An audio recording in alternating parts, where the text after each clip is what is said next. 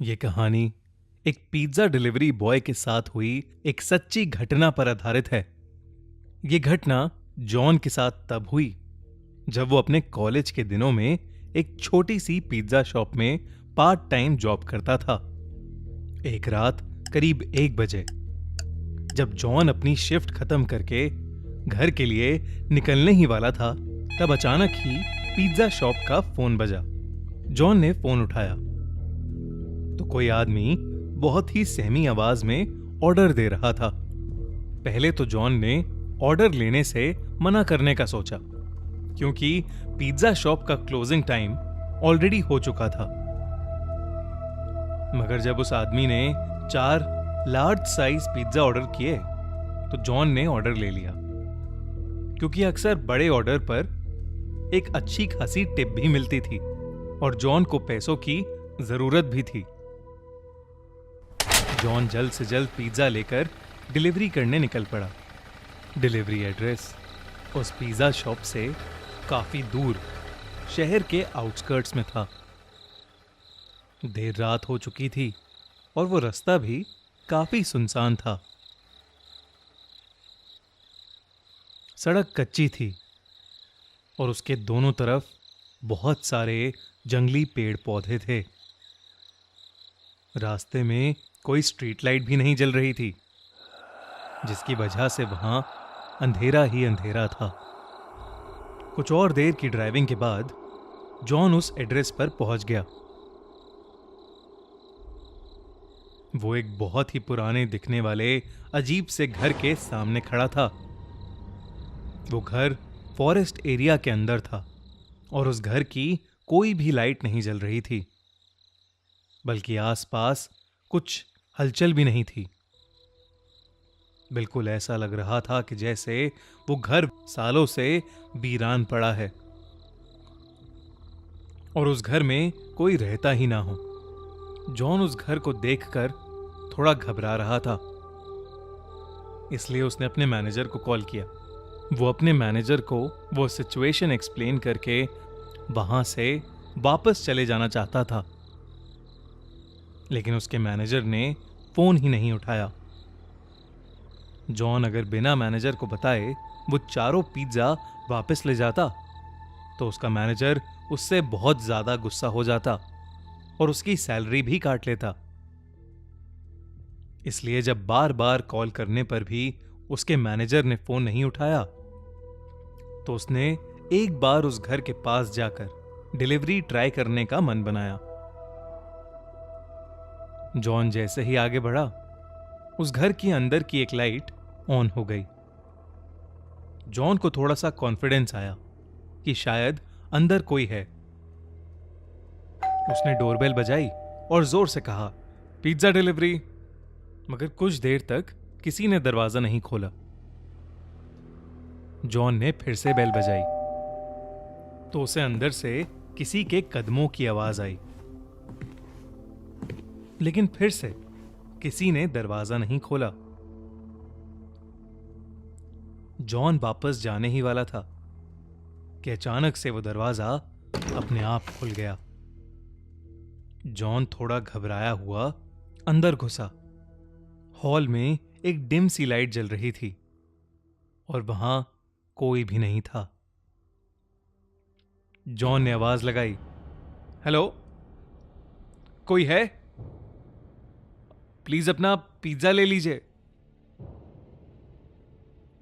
तभी जॉन ने देखा कि हॉल में पड़े सोफे के नीचे एक काली बिल्ली निकलकर एक रूम की तरफ भागी। जैसे ही वो बिल्ली उस रूम में घुसी, उस रूम की लाइट्स और टीवी ऑन हो गया। साथ ही छोटे बच्चों की शैतानी करने की और हंसने की आवाज भी आने लगी। जॉन को लगा कि कोई शायद उसके साथ किसी किस्म का मजाक कर रहा है।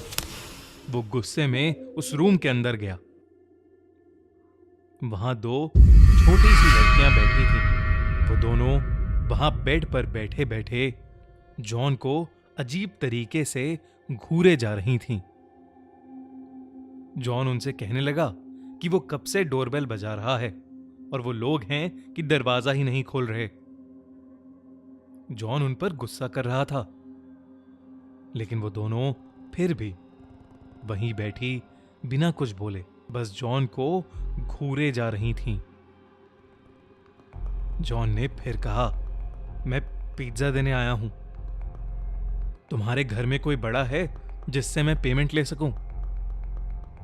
अचानक उन लड़कियों की आंखों का रंग सफेद पड़ गया और उनकी चुप्पी एक खतरनाक हंसी में बदल गई। उन दोनों ने उस कमरे के दरवाजे की तरफ इशारा किया जो जॉन के ठीक पीछे था। जॉन पीछे पलटा तो वो घबरा उठा। उसके हाथ से चारों पिज्जा के डब्बे नीचे गिर पड़े क्योंकि उसके ठीक सामने एक भयानक औरत का साया खड़ा था। ये सब देखकर जॉन डर के मारे कांपने लगा। वो जैसे तैसे अपनी बाइक की तरफ भागा और वहां से निकल गया। उस औरत का साया और वो दो लड़कियां उस घर के दरवाजे पर खड़े हुए उसे जाते देख रहे थे। जॉन अभी कुछ ही दूर पहुंचा था कि उसे फील हुआ कि उसकी बाइक खराब हो रही है। एकदम से बाइक के घिसटने की आवाज आने लगी और बाइक बंद पड़ गई। सहमा हुआ जॉन बाहर निकला और उसने देखा कि उसकी बाइक का टायर पंक्चर था। उसने डर के मारे पुलिस को फोन मिलाया और जल्द से जल्द मदद मांगी। वो आसपास देखने लगा और अचानक ही उसकी नजर बाइक के रियर व्यू मिरर पर पड़ी, जिसे देखकर उसके पैरों तले जमीन खिसक गई। बाइक के पीछे उस औरत का साया और वो दो बच्ची खड़ी थीं। वो तीनों धीरे धीरे जॉन की तरफ ही आ रहे थे। जॉन हड़बड़ा के बाइक वहीं छोड़कर जंगल की तरफ दौड़ने लगा। दौड़ते दौड़ते वो बहुत थक गया और एक बड़े से पेड़ के पीछे जाकर छुप गया। वो बस अपनी जान के लिए दुआएं मांगने लगा कि कुछ ही देर में उसे दूर से पुलिस सायरन की आवाज आई और उसने अपनी बची हुई हिम्मत लगाकर अपनी बाइक के पास वापस दौड़ना शुरू कर दिया। वो वापस अपनी बाइक तक पहुंचा तो उसने देखा कि पुलिस उसकी बाइक की इन्वेस्टिगेशन कर रही थी। उसने पुलिस को सब कुछ बताया और उन्हें उस घर तक ले गया। पुलिस ने उस घर के अंदर जाकर जांच पड़ताल की, लेकिन उन्हें एक जंगली बिल्ली के अलावा उस घर में कोई नहीं मिला। अगली सुबह जॉन को यह पता चला कि वो घर पिछले 3 सालों से खाली पड़ा है और तो और 3 साल पहले उस घर में एक औरत और उसकी 2 छोटी बेटियां रहती थीं, जिनका एक रोज अचानक मर्डर हो गया था। ये जानकर जॉन के होश उड़ गए। उसे समझ आ गया कि उस दिन जिन लोगों को उसने देखा था वो उस औरत और उसकी छोटी बच्चियों की आत्मा ही थी, जो शायद आज भी उस घर में कैद है। मगर उसे कभी यह समझ नहीं आया कि वो फोन आखिर किसने किया था। इस हादसे के बाद जॉन ने पिज्जा डिलीवरी की नौकरी छोड़ दी, लेकिन वो जब भी वो हादसा याद करता है तो बुरी तरह कांप उठता है।